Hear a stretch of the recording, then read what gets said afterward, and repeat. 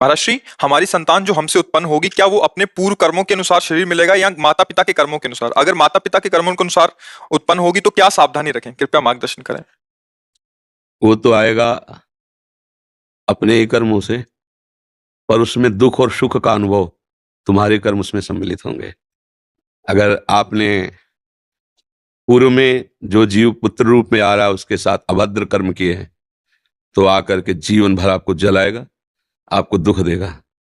और आपने भद्र माने मंगलमय कर्म किए हैं तो जीव पुत्र बन के आएगा, तुम्हें सुख प्रदान करेगा।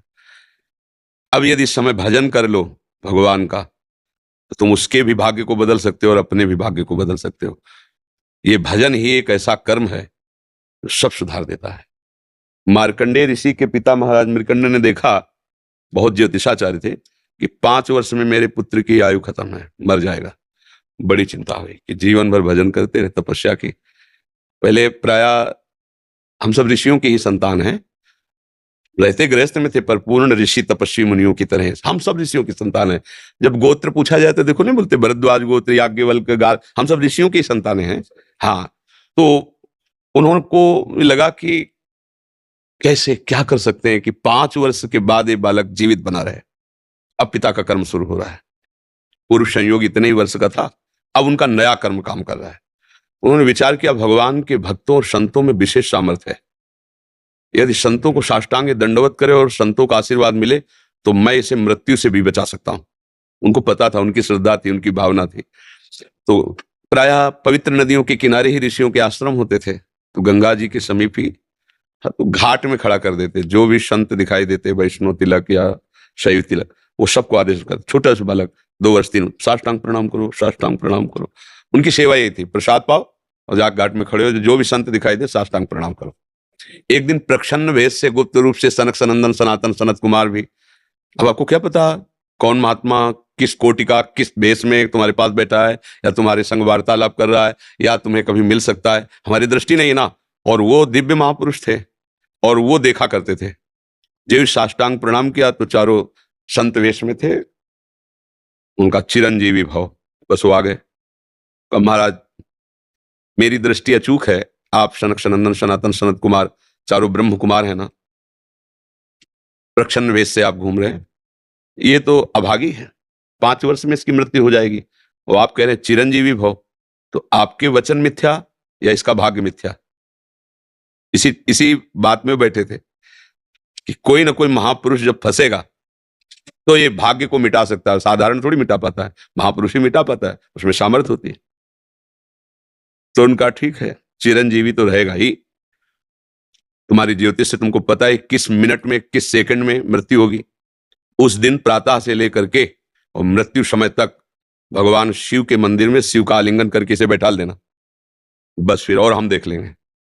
ऐसा ही किया, चारों ब्रह्म कुमार दरवाजे पे खड़े हो गए। तो ऐसे पुरुषों के पास यमदूत नहीं आते, साक्षात धर्मराज आते हैं। धर्मराज ने देखा सनक सनंदन सनातन सनत कुमार, तो उनका इस जीव का समय हो रहा है, आप आदेश करें तो मैं इसे ले जाऊं। बोले मैंने तो चिरंजीवी भव कहा है। बोले ब्रह्मा के आप पुत्र हैं, ब्रह्मा के द्वारा ही विधान किया जाता है। तो इतनी वार्ता हो ही रही थी कि भगवान शंकर प्रकट हो गए। उनका कि कुछ बदलना नहीं है, 5 वर्ष की आयु ना, हाँ 5 वर्ष रहे, मेरी आयु के 5 वर्ष रहे। भगवान ब्रह्मा जी एक सुई लेकर के ऐसे कमल में छेदे थे, आका 1 वर्ष हो जाता है। वो क्रम जब समय का नहीं, जैसे उत्तरायण दक्षिणायन देवताओं के दिन रात, ब्रह्मा जी का दिव्य 100 वर्ष का जो आयु का विवरण है ना, उसको जब पढ़ो तो होश खराब हो जाएगी। एक दिन में 74 मनु बदल जाते हैं, इंद्र बदल जाते हैं एक दिन में। और भगवान का समय, वो जो ब्रह्मा जी का समय, निमेष, पलक झपकना, इतनी ब्रह्मा की पूरी आयु हो गई। 5 वर्ष उनके, आज तक मार्कंडेय जी जीवित है, उनको चिरंजीवी ऋषि कहा गया है मार्कंडेय जी का। अगर पिता भगवान का भजन करे तो अपने भाग्य और पुत्र के भी भाग्य को बदल कर जैसा चाहे वैसा कर सकता है। भावी मेट सके त्रिपुरारी। अगर भजन बल है तो फिर आनंद ही आनंद है, नहीं तो दोनों के कर्म संयोग से ही संयोग बनता है। वो तो मान लो पुत्र रूप में आ रहा है, अभी हमारा आपका पूर्व जन्म का कोई संयोग तो आपको देखते ही चिढ़ पैदा हो जाएगी। वो हमारा कर्म है जो आपको भी जला रहा है, मेरे को भी जला रहा है, दोनों में द्वेष पैदा कर रहा है। और अगर अच्छा देखते ही ऐसा लगा कि मानो हमने बहुत समय से अपने प्रियजन को बाद में देख, ऐसा लगता है ये तो हमारे बहुत प्रिय, और देखकर आनंद है, आप जाओगे खुशी हुई, हमारे खुशी हुई, क्या हुआ? कर्म ही सबको दुख सुख देता है और कुछ नहीं। अगर कर्म को कोई मिटा सकता है तो भगवान का भजन मिटा सकता है दूसरा नहीं। खूब प्रभु का आश्रय लेकर के उनकी लीला गायन करो, नाम जप करो, सब ठीक हो जाएगा। और गर्भस्थ शिशु को भगवत चर्चा सुनानी चाहिए, उससे प्रभाव पड़ता है। जैसे माँ गर्भवती है तो चाहिए कि स्वयं स्वाध्याय करे या फिर परिवार के जन कथा कह रहे हो चुपचाप शांति से बैठ के सुने और नाम जप करे, तो गर्भस्थ शिशु पर उसका प्रभाव पड़ता है। जैसे प्रहलाद जी जब कयाधु जी के गर्भ में थे तो नारद जी अपने आश्रम में लेकर के उनको भी भगवत चर्चा भक्ति का उपदेश किया, तो ऐसे महान भागवत 5 वर्ष में विश्व विजेता हिरण्यकश्यप को परास्त कर दिया। 5 वर्ष की आयु प्रहलाद जी की है और विश्व शक्ति संपन्न हिरण्यकश्यप परास्त कर दिया।